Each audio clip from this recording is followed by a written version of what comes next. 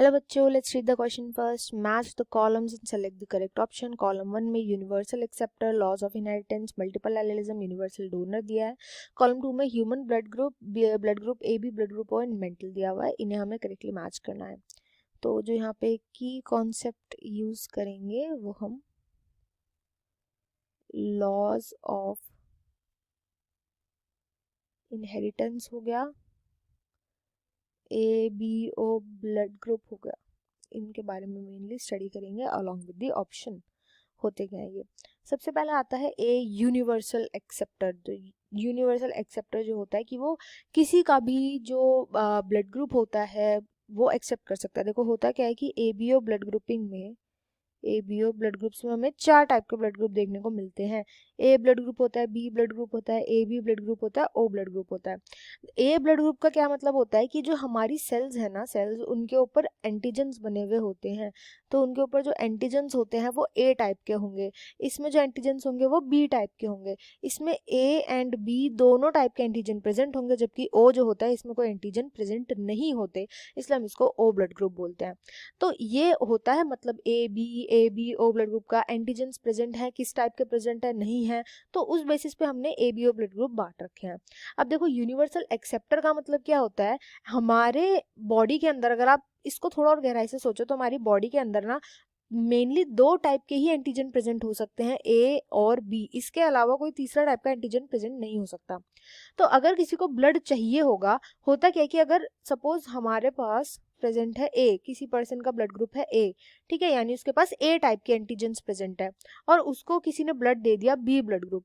उस वजह से होता क्या है कि जो ये वाली एंटीजेंस होती है ना, इनको लगता है ये तो फॉरेन है, ये फॉरेन पार्टिकल बॉडी के अंदर आ गया है, एंड ये फॉरेन पार्टिकल समझ करके इस पर अटैक करने लगते हैं. अटैक करने की वजह से क्या होता है, इम्यून सिस्टम जो होता है वो गड़बड़ा जाता है, उस वजह से उस पर्सन की डेथ भी हो सकती है. इसलिए हमेशा ब्लड ग्रुप मैच किया जाता है इस रीजन की वजह से. अब अगर हम बात करें ए बी हो, जिसका जिसका ए बी हो, यानी उसके पास ए ब्लड ग्रुप ए एंटीजन भी प्रेजेंट है, उसके पास बी एंटीजन भी प्रेजेंट है, तो चाहे हम उसको ए ब्लड ग्रुप दे दे तब भी उसके पास ए एंटीजन्स तो होगी, तो वो फॉरेन पार्टिकल नहीं मानेगा ए को. चाहे हम उसको बी ब्लड ग्रुप दे दे तो उसके पास बी एंटीजन भी प्रेजेंट है, तो बी वाली एंटीजन्स को भी फॉरेन पार्टिकल नहीं मानेगा. तो इसलिए इनको क्या बोला जाता है, जो ए बी ब्लड ग्रुप वाले होते हैं ना, इनके पास जो दुनिया की सारी एंटीजन प्रेजेंट है, तो इनको आप कोई सा भी खून चढ़ा दो, इनकी बॉडी को कोई फर्क नहीं पड़ता. इसलिए इनको बोला जाता है यूनिवर्सल एक्सेप्टर. ये कोई सा भी खून एक्सेप्ट कर लेते हैं क्योंकि इनकी बॉडी के अंदर सब टाइप के एंटीजन्स पहले से प्रेजेंट होते हैं. तो ये मैच हो जाएगा विद पी के साथ, ये क्यू के साथ, ए मैच हो जाएगा विद क्यू. इसके बाद बी आता है laws of inheritance. Laws of inheritance किसने दिए थे, ग्रेगर मेंडल ने दिए थे. इनके मेन 3 लॉज ऑफ इनहेरिटेंस थे. लॉ ऑफ डोमिनेंस था, इसके बाद लॉ ऑफ सेग्रीगेशन था, एंड देन लास्ट में आता है इंडिपेंडेंट असॉर्टमेंट. इंडिपेंडेंट असॉर्टमेंट, ये 3 मेन इन्होंने लॉ ऑफ इनहेरिटेंस दिए थे. इन्होंने पी प्लांट पे सर्च करके पाइसम सताइवम पे ये 3 मेन लॉज ऑफ इनहेरिटेंस दिए थे. करेक्ट, इसका जो मैच है वो हो जाएगा विद एस, मेंडल के साथ.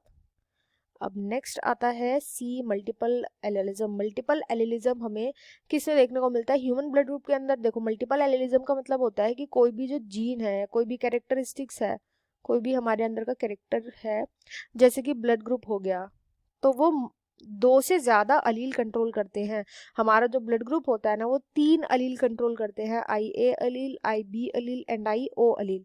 तो क्योंकि यहाँ पे 2 से ज्यादा अलील इन्वॉल्व होते हैं, इसलिए इसको हम बोलते हैं मल्टीपल एलिलिज्म, और ये मैच हो जाएगा with P, human blood group इसका एक एग्जाम्पल है. देन लास्ट में यहाँ पर आता है डी, यूनिवर्सल डोनर. अभी हमने एक्सेप्टर की बात करी थी, यूनिवर्सली एक्सेप्ट कौन कर सकता है, यूनिवर्सली डोनेट कौन कर सकता है. तो देखो जिस बंदे के ऊपर ना कोई एंटीजन ही प्रेजेंट नहीं होगी, है ना, तो वो किसी को भी अपना खून दे सकता है, उसका खून तो कोई भी ले सकता है ना, तो वो यूनिवर्सल डोनर हो गया. होता क्या है कि अगर आप कभी भी डॉक्टर बनेंगे ना, तो उसमें क्या होगा कि अगर इमरजेंसी सिचुएशन में किसी पेशेंट को कोई भी खून नहीं मिल रहा है, तो उसको यूजुअली ओ नेगेटिव खून चढ़ाया जाता है. ओ नेगेटिव खून क्यों चढ़ाया जाता है, क्योंकि ना तो इसमें आर एच बॉडीज प्रेजेंट होती है, जब किसी के ऊपर आर एच बॉडीज प्रेजेंट हो तो हम उसको पॉजिटिव बोलते हैं. तो आर एच बॉडीज इसमें प्रेजेंट नहीं होती, पहली बात. दूसरी बात, इस पे कोई भी एंटीजन भी प्रेजेंट नहीं होते, एंटीजन भी नहीं होंगे, आरएच बॉडीज भी नहीं प्रेजेंट. तो सबसे सेफ टाइप का खून माना जाता है और बहुत रेयर भी माना जाता है ओ नेगेटिव.